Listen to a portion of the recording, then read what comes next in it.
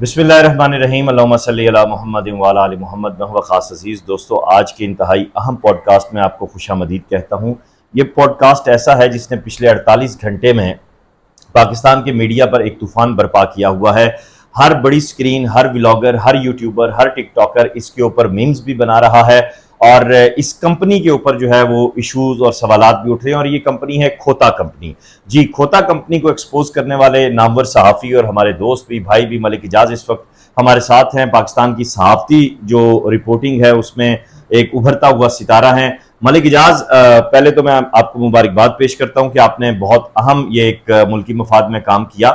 Source तो अदालत भी नहीं पूछ सकती। सो मैं सिर्फ ये जानना चाहूंगा कि आप कब से इस खोता कंपनी को जान रहे थे, इसके पीछे थे, और फिर आपने फाइनल एक्शन कब लेना शुरू किया? क्या क्या मालूमात आपको मिली?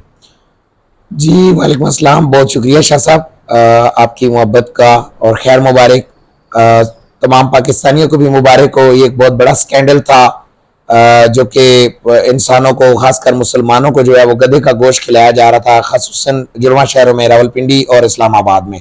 और वजह की बात यह कि शहर इक़्तिदार के अंदर ये मौजूद थी फैक्ट्री। इस पे मैंने पिछले कुछ अरसे से वर्क शुरू किया था, मैंने और मेरी टीम ने। वहां पे मैंने मुझे कुछ शक गुजरा, उसके बाद इलाका कौन सा था? ये संगजानी का इलाका है, तरनौल जो है रिहायशी इलाके के अंदर था ये सारा सेटअप? जी, संगजानी टोल प्लाजा के बिल्कुल साथ था और रिहायशी इलाके के अंदर था। जी बिल्कुल। सही। रिहायशियों को, इर्द गिर्द के रिहायशियों को नहीं पता था? जी पता था सर, कुछ इलाके के लोग भी इसमें मुलविस थे। वो भी खोते खा रहे थे जी या? नहीं, वो इनके कानूनी काम में मुलविस थे। जी अच्छा जी सही। तो जो फैक्ट्री के मालिकान थे वो पाकिस्तानी थे या गैर मुल्की थे? जी, फैक्ट्री के मालिकान जो थे वो पाकिस्तानी थे। उसमें उन्होंने 2 चाइनीज हायर किए हुए थे, जो कि अभी के गवर्नमेंट ऑफ पाकिस्तान ने चाइनीज को थोड़ा सा रिलीफ दिया है कि वो अपने मुआहदा भी हुआ था गुज़िश्ता दिनों में। जी, वो एक्सपोर्ट कर सकते हैं गधे के चमड़े। लेकिन यहाँ पे अच्छा, चमड़े, गोश्त? जी चमड़े, गोश्त नहीं, गोश्त को तलब किए जाने का हुक्म है। हालांकि चाइना में गधे का गोश्त पाकिस्तानी 3500 रुपए से 6500 रुपए तक के मुताबिक बिकता है और इंटरनेट में ये रिपोर्ट्स मौजूद हैं। ये बताइएगा कि अगर पाकिस्तानी हुकूमत ने इजाजत दी थी तो उसके कोई लाइसेंस होंगे, कोई इजाजतनामे होंगे, कोई SOP होंगे, लोकल गवर्नमेंट के SOP होंगे, ठीक है, कोई ministry of commerce and trade के कोई SOP होंगे?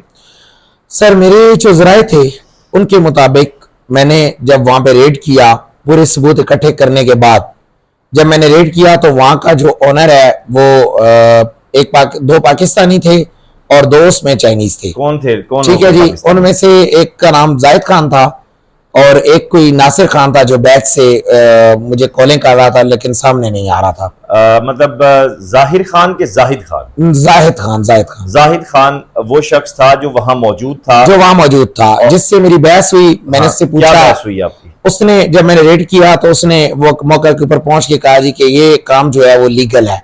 अच्छा। तो मैंने कहा ये इनलीगल है। मुझे मेरे जराये से खबर मिली है कि आप ये जो गोश्त है ये पिंडी इस्लामाबाद के होटलों पे फरोख्त कर रहे हैं, स्टोरों पे फरोख्त कर रहे हैं, बड़े स्टोरों पे, और हिलाल की बाकायदा स्टैंप लगाई जाती थी उसके ऊपर। कौन लगाता था? वो उनके पास पाकिस्तान इस्लामाबाद रावलपिंडी के वेटरनरी डॉक्टर? नहीं, वो उनका कोई अपना बंदा था, यानी जो जाली स्टैंप थी, जिसको हलाल की स्टैंप लगा के और उसके ऊपर बाकायदा जो है वो जानवरों की चर्बी को पिघलाकर, हिलाल जानवरों की चर्बी को पिघलाकर उसके ऊपर जो है वो डाला जाता था वो केमिकल, और मुकम्मल जो समझ लें गाय का गोश्त जो है उसको बीफ के तौर पे पैक करके आगे सप्लाई किया जाता था। गधे के गोश्त को गाय का गोश्त बना? जी बिल्कुल।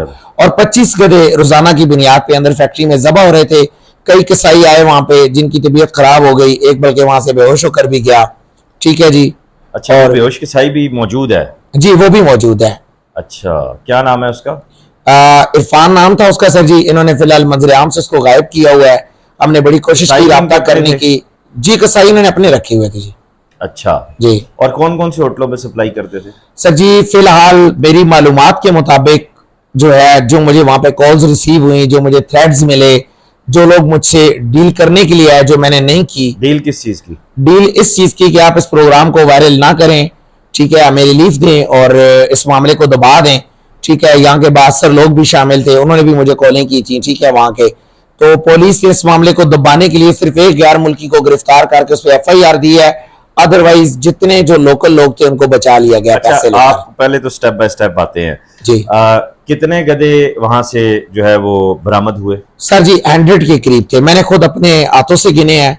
100 गधे? 100 गधे वहां पे जिंदा जो मौजूद और थे ये उस तो वक्त। 30 बता रहे हैं मीडिया पे। सर खुदा खबर है, इन्होंने बेच दिए हैं या जो भी किया है मुझे नहीं पता, या भगा दिए हैं, लेकिन 100 गधे मैंने, मेरे पास वीडियो सबूत मौजूद है, मैं आपको देता हूँ, आपसे गिन लें। अच्छा, ये बताइए कि होटल्स का आपने जिक्र किया, मॉल्स की तरफ तो बाद में आएंगे, कौन से होटल पे ये गोश्त बिकता रहा? इसमें 3-4 जो होटल्स हैं वो तरनौल के मुज़ाफ़ात में बड़े होटल्स हैं, और उसके अलावा मकामी इस्लामाबाद के काफ़ी सारे जो बड़े होटल्स हैं वो भी शामिल हैं, और निजी होटल्स हैं वो लातादाद इसमें शामिल हैं जिन पे ये गोश्त फरोख्त किया जाता था बीफ बनाकर। तो मैं उनका नाम अभी इस वक्त स्क्रीन पे इसलिए नहीं लेना चाहता क्योंकि महकमा फूड अथॉरिटी ने जो कार्रवाई की, मैंने जो कार्रवाई करवाई, उसके ऊपर अगर मुझे वफाकी वजीर दाखिला मोहसिन नकवी और जो हमारे वजीर आजम पाकिस्तान है वो मुझे अगर सिक्योरिटी फ्राहम करते हैं तो मैं, मेरे पास तमाम वीडियो और ऑडियो रिकॉर्डेड सबूत जो पड़े हुए हैं। समी जानान जो एक होटल के मालिक के अजीज हैं, उन्होंने मुझसे रब्ता किया, मुझसे बहुत बड़ी डील करने की कोशिश की, और एक बहुत बड़ी ऑफर दी जो मैंने ठुकरा दी। तो इसमें मुझे और मेरे अहले खाना को जो है वो बड़ी सख्त किस्म की धमकियां दी जा रही हैं, और मुझे थ्रेट किया जा रहा है, और मुझे इससे बहुत बड़ा खतरा है कि कहीं मुझे और मेरे अहले खाना को ये लोग नुकसान ना पहुंचाएं, क्योंकि एक बहुत बड़ी माफिया है। अगर गवर्नमेंट मुझे इस चीज की यकीन दहानी करवाती है तो मैं वफाकी गवर्नमेंट को तमाम सबूत जो है वो ऑन कैमरा पेश करने का पाबंद हूँ। ये ऑफर कबूल नहीं की तो फिर उसके बाद क्या किया इन्होंने? जी उसके बाद ये हुआ कि फिर इन्होंने अपने गुंडे भेजे, वहां पे 40 से 50 बंदा था। अच्छा, जो मुख्तलिफ गाड़ियों में, वेगो में और मुख्तलिफ गाड़ियों में मुख्तलिफ तरीकों से हमें डराने के लिए वहां असले से लैस थे वो? जी असला तो गाड़ियों में होगा, सामने वो नहीं लाए, लेकिन जो तरीका था उनका थ्रेड करने का, हम भी समझते हैं कि हमें डराया जा रहा था कि आप ये कार्रवाई रुकवाएं। ठीक है जी, मुझे मजीद प्रेशराइज किया जा रहा था कि ये कार्रवाई जो है वो रोकने की कोशिश करें। तो उस वक्त फिर मैंने जो है वो फूड अथॉरिटी को कहा कि आप अपने तरीके से अपनी कार्रवाई जो है वो जारी रखें, मैं आपके साथ हूं। फिर वहां पे मुझे स्टेट सकलैन शाह साहब भी पहुंच गए, उनकी सरबराही में और पुलिस के होते हुए वो लोग हमारा कुछ नहीं कर सके, लेकिन हदल वक्त उन्होंने हर कोशिश की हमें नुकसान पहुंचाने की भी। मैं सकलैन शाह साहब का भी शुक्रगुजार हूँ और डॉक्टर ताहिरा सिद्दीकी साहबा का भी शुक्रगुजार हूँ कि उन्होंने बहुत ही ऐसा इक़दाम किए और हुब्बुल वतनी का सबूत दिया, बेहतरीन मुसलमान होने का सबूत दिया, और एक बड़ी कार्रवाई की जिसके नतीजे में जुड़वा शहरों के जो बासी हैं, इस वक्त मीम्स बन रही हैं कि अगर आपके जिस्म में तरतराहट, कपकपाहट, सरसराहट, चहचहाट अगर हो रही है तो इसका मतलब है कि आपने खोते का जो है वो गोश्त, कई कह रहे हैं कि अगर आपको ख्वाब में भी खोता नजर आए, कई कह रहे हैं कि अगर आप बात करते करते ढींचू ढींचू शुरू कर दें तो मतलब इस तरह की मीम्स भी निकल रही हैं। लेकिन ऑल क्रेडिट गोज टू जी मलिक एजाज साहब और उसके साथ साथ सकलैन शाह साहब, डॉक्टर ताहिरा सिद्दीकी और Islamabad food authority. Well done, आपने बहुत अच्छा काम किया, आपकी पूरी टीम के लिए थम्स अप हैं। और ये रावलपिंडी फूड अथॉरिटी के लिए भी अब एक चैलेंज है कि वो चेक करें कि इस्लामाबाद में तो बात सामने आ गई, पिंडी में खोता कढ़ाई कहां कहां बन रही है। अब ये अदनान साहब का काम बनता है। रावलपिंडी फूड अथॉरिटी के हवाले से बहुत सारी क्यूरीज हैं, चीजें हैं, क्योंकि इनके पास टीम है बहुत बड़ी है, लेकिन काम उस सतह पे नहीं हो रहा। खैर वो चीजें और तरफ जा रही हैं। इसमें एक चीज और भी आपको बताता चलूं, हाँ, जो वहां की मकामी पुलिस थी, कमाल खान SHO साहब, उनके बंदे रात के टाइम, मेरे जराए ने बताया क्योंकि मेरे जराए वहां पे मौजूद थे, तो उनके सामने वो रात के टाइम शराब और पैसे लेके जाते थे उनसे 2 पुलिस वाले बकौल उनके, और पुलिस ने मौके से चाइनीज को अरेस्ट किया हमारे सामने, और उस गैर मुल्की शहरी को ठीक आधे घंटे बाद वो बाइज्जत तरीके से वहां छोड़ कर गए। फिर हमने फूड की टीमों को बुलाया, ठीक हो गया, और उसके बाद हमने मजिस्ट्रेट को कॉल की, और उसके बाद हमने फिर भरपूर तरीके से वहां पे कार्रवाई करवाई। और मजे की बात एक और इसमें शाह साहब आपको बताता चलूं जो आपके नॉलेज में होनी चाहिए, वहां के मकामी चंद साफी वहां बिके हुए थे।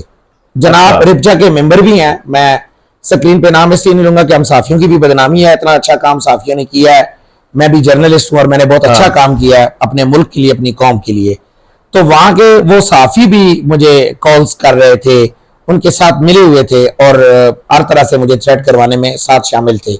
ये बहुत धूप बनने का मकाम है कि अगर आप इस तरह की सूरत हाल है और आप अपनी बरादरी को सपोर्ट करने की बजाय जो लोग गैर कानूनी काम कर रहे हैं, जो ना मजहब के दायरा कार में आता है, ना मुल्क के कानून के दायरा कार में आता है, तो फिर आप कहाँ के सहाफ़ी हैं। इस वीडियो लिंक को ज़्यादा से ज़्यादा शेयर कीजिएगा। अपना ख्याल रखिएगा। खुदा हाफिज़।